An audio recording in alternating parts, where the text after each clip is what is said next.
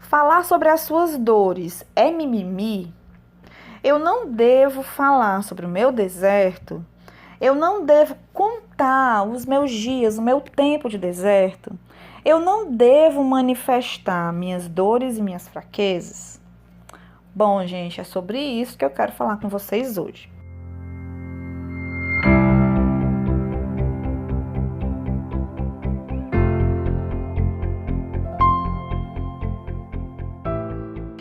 E eu vou começar lendo Eclesiastes 3:7, bem conhecido. Há tempo de calar e há tempo de falar. Então, a Bíblia é muito clara em descrever esses dois tempos. Não é porque a Bíblia diz que há tempo de calar que o tempo todo seja tempo de calar, certo? Então, como que a gente pode discernir o que fazer diante da situação? A gente pede sabedoria a Deus. E para que Ele possa nos dirigir o que fazer diante dessas situações. Em Provérbios 10:18, diz assim, o que eu queria ressaltar com esses dois versículos que eu vou falar, gente, é que, apesar de Eclesiastes dizer que há tempo de falar e calar, né, não significa dizer que esse tempo ele seja igual. 50% das situações eu vou calar.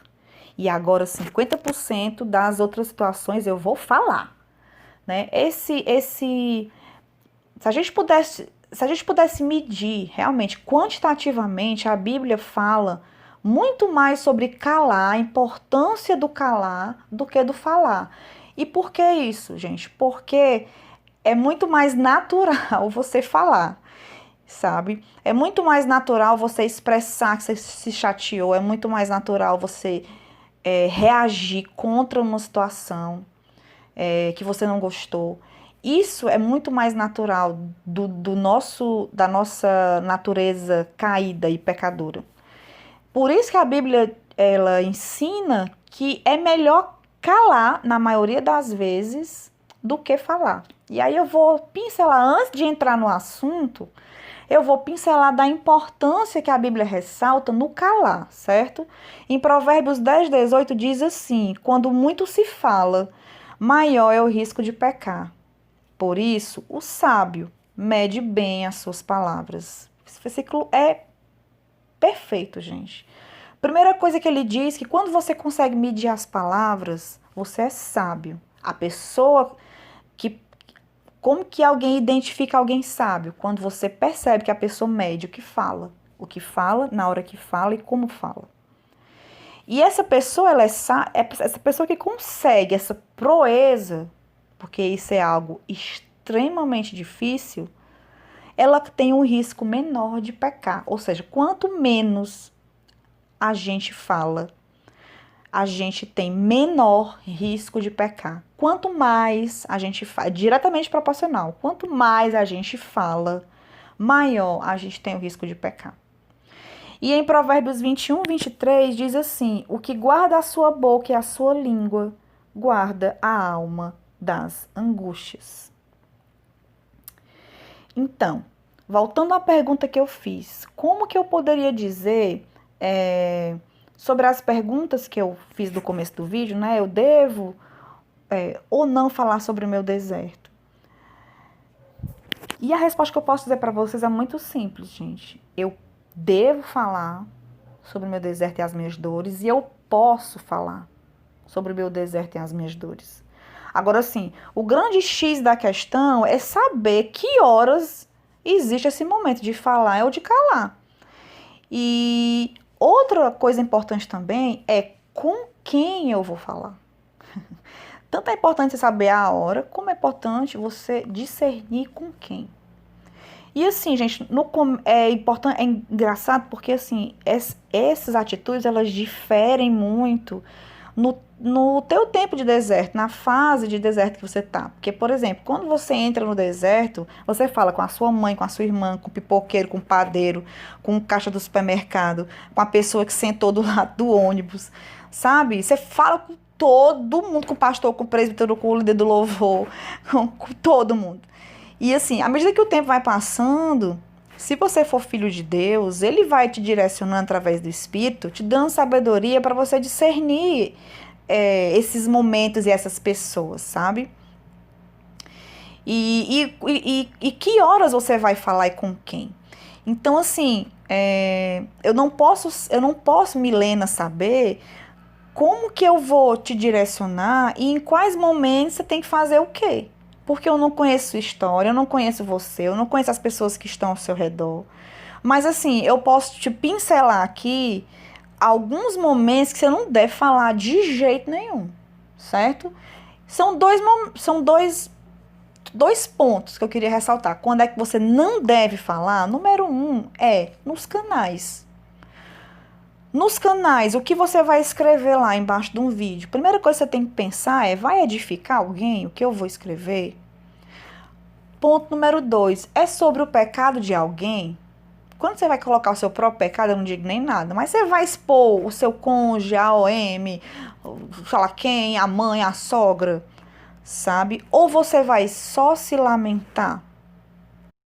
E outro ponto que você não deve falar de jeito nenhum é: se você suspeitar que alguém está querendo conversar com você apenas para xeretar a sua vida, apenas por curiosidade. Tem gente que vai chegar junto, que vai ouvir você uma vez, vai saber tudo o que aconteceu e nunca mais vai falar contigo. Nunca mais vai querer saber da tua história. E aí, então, com quem eu devo falar? Fale com amigos cristãos que sejam íntimos seus. E que, de preferência, gente, estejam passando pelo mesmo processo que você. Então, tenha essa pessoa especial que você pode pedir oração, que você pode orar por ela, orar com ela, trocar conselhos, receber direção, ensino e correção também. E se você não tem essa pessoa ou pessoas, né, que sejam próximas e que você tenha essa liberdade de se expor, ore, gente, a Deus, clame que Deus mande essa pessoa. Eu passei 1 ano orando para que Deus mandasse alguém, porque eu precisava dessa pessoa, eu me sentia muito só, aquele momento que o mundo fica contra você, né? Você se sente uma pessoa no universo. Então eu orei muito ao Senhor, pedindo que Deus mandasse essas mulheres, e Deus mandou mulheres, sabe? Não são muitas, eu sempre, em todos os momentos da minha vida, eu sempre tive, assim, amizades muito profundas e próximas, poucas, tipo 1 ou 2 pessoas, eu sempre tive muito próximas. E nesse momento agora não é diferente. Eu tenho irmãs que são mais. Eu tenho amigas, né? Amigas que são mais chegadas do que um irmão. E que Deus mandou nesse tempo que eu vou levar para minha vida toda. E assim, um outro ponto muito intrigante que a Bíblia fala, gente, é que você esteja próximo de pessoas que se atritem com você. Olha que coisa louca. Que apontem seus pecados. Porque se alguém que você imagina ser íntimo e amigo seu sempre concordar com você, pode ter receio dessa pessoa, que ela não é sua amiga.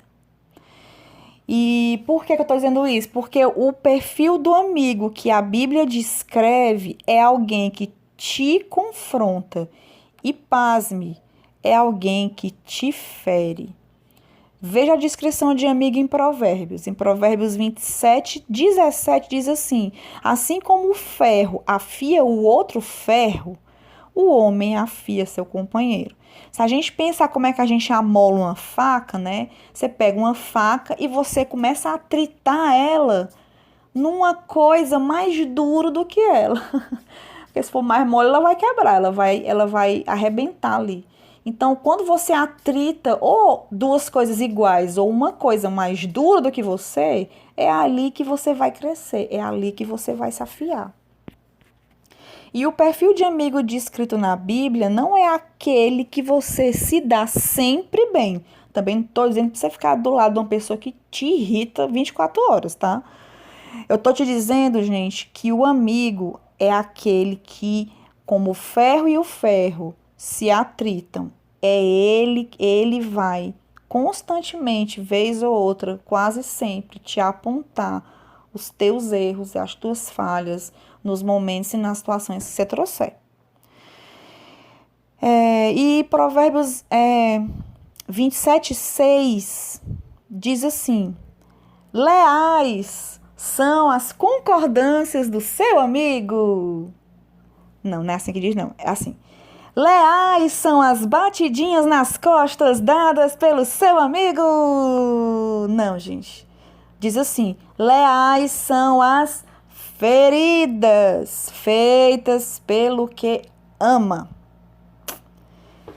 E em Salmos 119:63 diz assim: eu sou amigo de todos os que te temem e obedecem aos seus preceitos. Então, seja amigo de quem obedece a palavra de Deus.